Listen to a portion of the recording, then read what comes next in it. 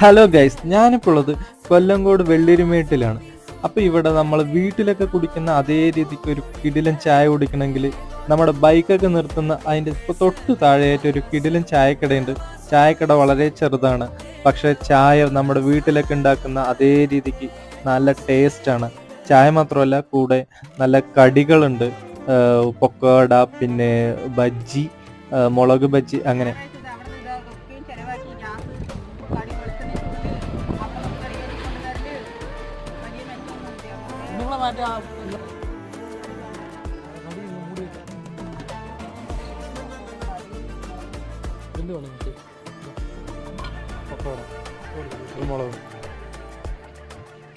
അപ്പൊ ഈ ചായക്കട നടത്തുന്നത് കൊണ്ട് വലിയ മെച്ചമൊന്നുമില്ല എന്നാണ് ചേച്ചി പറഞ്ഞത്.